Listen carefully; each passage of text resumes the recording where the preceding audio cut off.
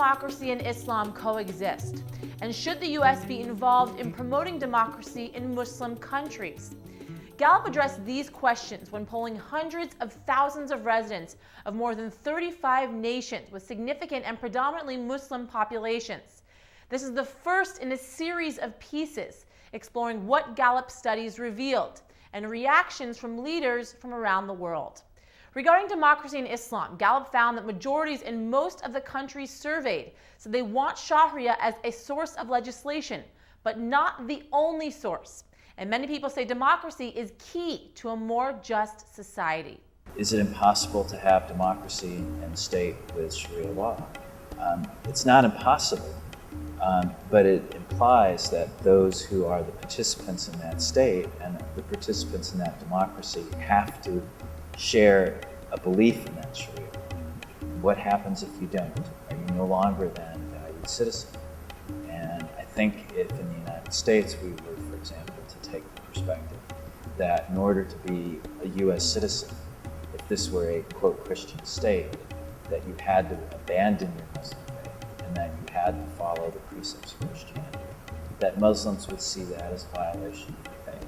The Gallup polls show this really clearly, that you have overwhelming majorities who say they want democracy and who also say they want Sharia. And at a certain level, if Muslims don't believe it's a contradiction, then it isn't. One thing starkly evident in the Gallup data is that many Muslims surveyed said they admire certain aspects of Western democracy. But rather than wholeheartedly adopt the West model of democracy, they want to establish a type of democracy that embraces their religious values. If you have a democratic Islamic system in Egypt or in Iran or in Iraq or anywhere else, the outcome of the policies and the decisions that might be taken on the national interest level of such countries might not necessarily suit Western democracies. The question now is it the role of the U.S. government to help establish democracies in the Muslim world? And does the Muslim world welcome its efforts?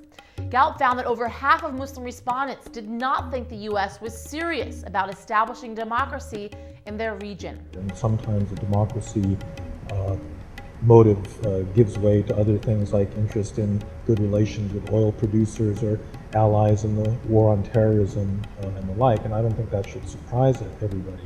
I think that what we need to do is to get over the idea that you can have democracy and control the outcomes, because that's what Americans really want. They want to have elections that make the leaders that they like more legitimate, more stable.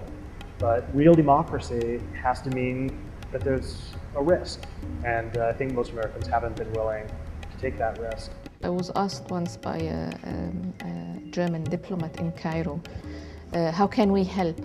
And my reply was simply, stay out of it.